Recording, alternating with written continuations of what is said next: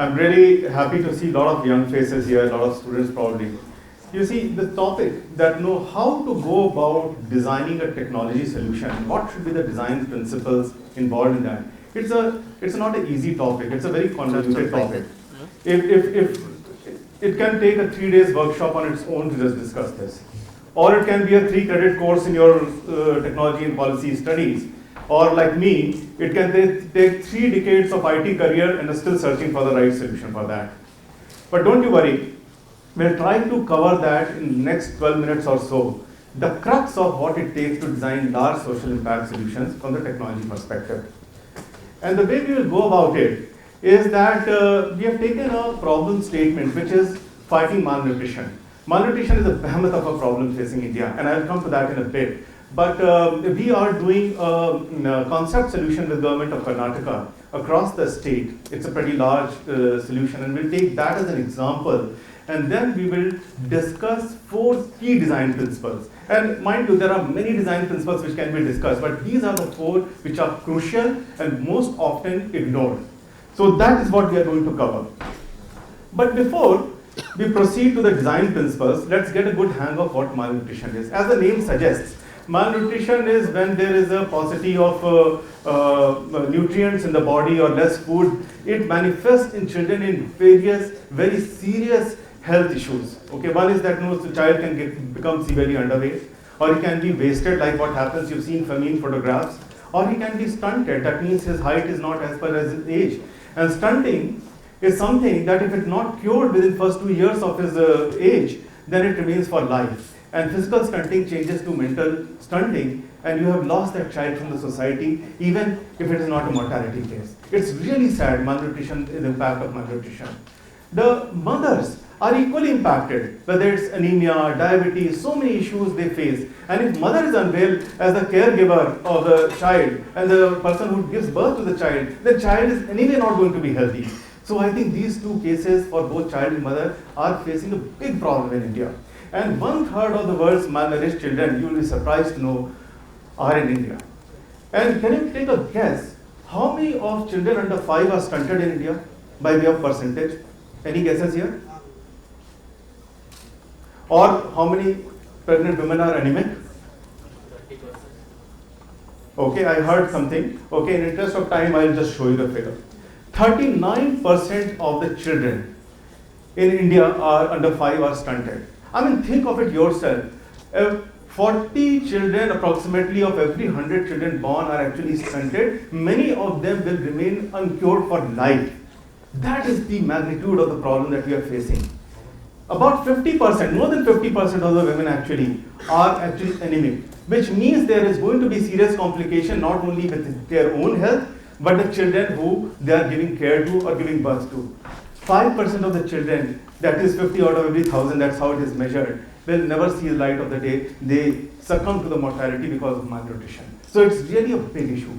How do you even start thinking about technology helping in this issue, such kind of issue? That's the first challenge. And now we deep dive into the design principles that we are here for.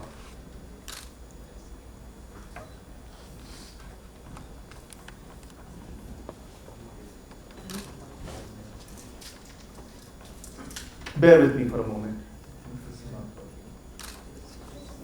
Yeah, sorry. It works. Leave it. No, sorry. Design principle 1. This is all about taking a systems thinking approach. Okay? I will explain to you what it means. And that is all about getting the big picture right. Never think from a narrow issue of one problem statement somewhere. If you have not got the big picture right, it is not possible that you will get the solution right. And malnutrition can be thought of as a wicked or a messy problem. And mind you, these are all formal terms. Wicked was a problem, this was terminology was coined by Ritter and Weber in 1970s to describe the policy issues which are very complex to even define, forget about solve it, okay, and I will not get deep into it. And then Reynolds, a thinker in the system approach, gave a more system thought to in terms of how to solve these complex problems, which he called as messy problems. And he said this, you should actually look at the big picture and the small picture both together in order to get the to the crux of the solution. Take the example of malnutrition, and then I'll come to how he explained it. The causes of malnutrition are many. There are basic causes, okay, which is like socio-economic and socio-cultural.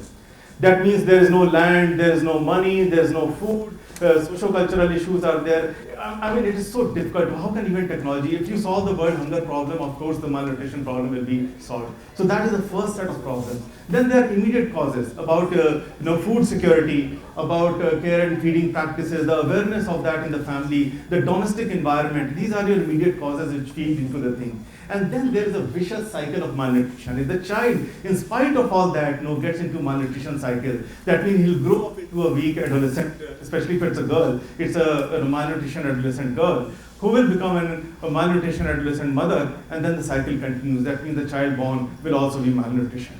So what system thinking approach says, that whenever you try to solve a problem, take into account all the stakeholders who are involved in that particular problem statement. Here, for malnutrition, the host of field workers, doctors, policymakers from multiple departments, from health and family welfare department primarily, and women and child development, like ASHA workers, ANMs, which is the auxiliary nurse and midwife, Anganwadi workers who provides the services at the Anganwadi or child care centers, they provide the ground services, and then there are primary healthcare doctors, tertiary healthcare doctors, and other policymakers. You have to understand the stakeholders and how they interact with each other.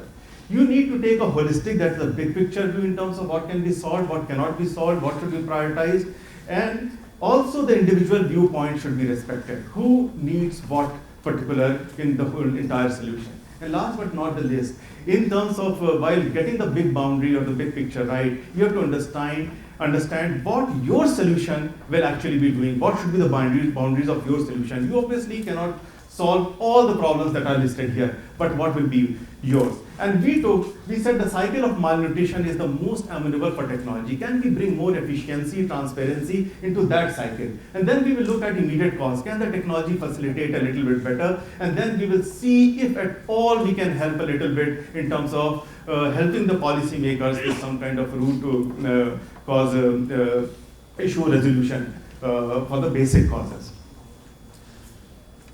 Second design principle, understand the grassroots issues. Technology design can never work in lab or in a closed office environment. Unless you get onto the field, talking to the people, understanding the issues on the ground, you will never get a feel of what it takes to build a technology solution.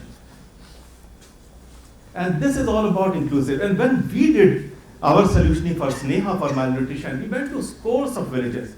Talked to scores of Anganwadi workers, ESC doctors, ANMs, ASHA workers, pregnant women. And then the story started to emerge. And believe me, if we had not done that, we would have not achieved any success at what we are trying to do today. For example, when we talk to a lot of pregnant women, we realized that access to health facility is a big challenge for mothers. We were talking to one pregnant woman, an antenatal checkup, which is the 4 tests which a woman has to go during the pregnancy. It is very important that she goes through this test because most of the complications of pregnancies are actually caught within that test. When we're talking, she said, look, the sub-center or the primary healthcare center is about 4 kilometers away from my place. We were talking to her in July or May. It was the peak of summer. He said, this is the weather condition. I don't have support from the family. I would rather stay at home and not go walk 4 kilometers just to get myself checked. And then we start thinking, oh my God, this is a big problem. What are we going to do about it? And then the solutions start to emerge. Another example is when we started looking at the registers and the records of multiple departments, we realized that the health data is in a mess. The same child's data does not match across multiple departments. The same family survey data of the record of the family does not match. Same thing for women. How are you going to collaboratively, in a multi-sectoral way, even solve this problem? So that was a big challenge we found on the ground, which is happening. And the third one is, which is very important, is field workers. Their voice is never heard. We always want to automate their task and say it will make their life better. But that's not the only thing that they're looking for.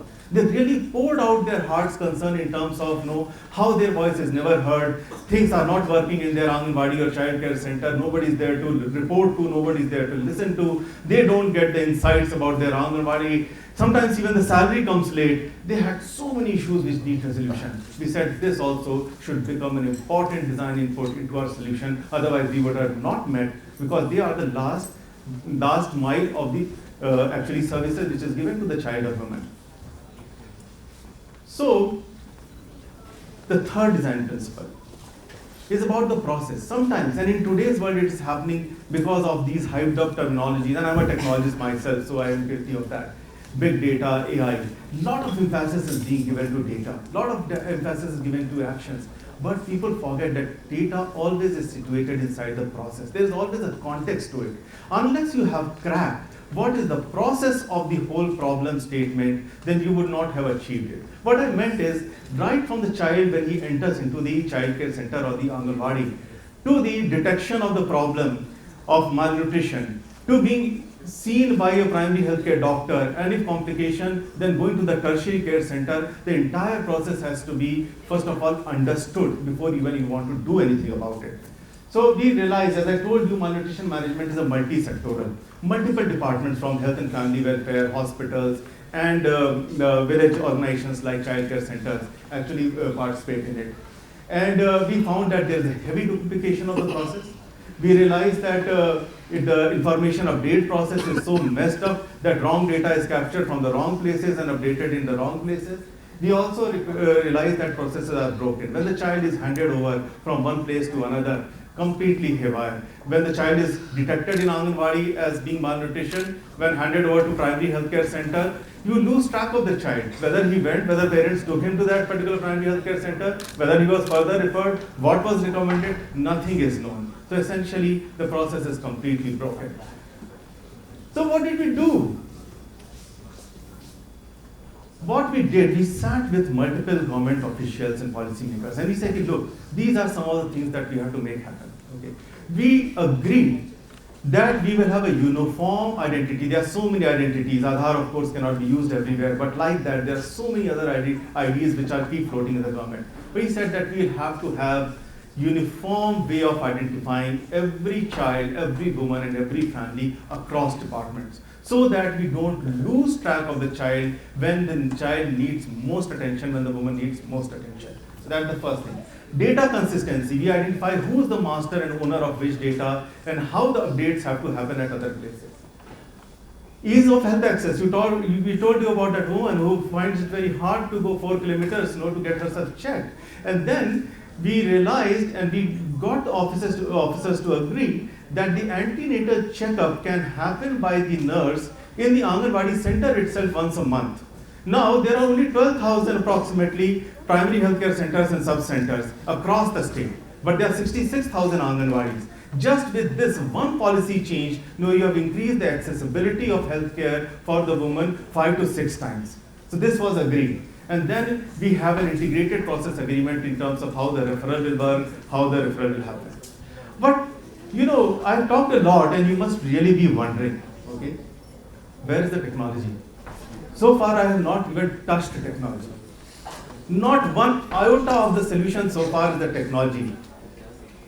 And that is where the fourth design principle, which you must remember, especially the youngster, that technology is usually always the last piece. If you start with the technology, okay, it is a technology determinism of the worst kind, that I have this great technology, it will go and work wonders in the field. Never happens. Unless you have worked grounds up, understanding the issue, the needs of the people, needs of the process, you would not come up with the grassroots, the technology which will impact the grassroots. And with this, that's how Sneha took shape. We integrated the processes, we integrated the data across the systems, we built a solution which is inclusive for the field workers. There's a separate Anganwadi corners just for what she needs. Log a complaint, track a complaint, see the Anganwadi performance, everything. Mother and child health, where the mother is given equal importance to the as child in terms of tracking of the health of the child. and then we are bringing advanced AI solution in terms of how to make this data capture, growth data capture more accurate, etc. So you see how by building the foundation, we were able to bring the solution, and it has been adopted very, very positively across. We have gone in one block, Yelahanka in Bangalore, and it has seen great success. Now we have just launched in Tumakuru, and there is a plan that we will launch this solution, the entire solution across the state. Okay, so that is how it is. And behind the scene, which I don't want to ignore, is that this journey, people always come first, technology comes last. I will leave you with the last slide, which is just a summary of what we discussed. Thank you very much.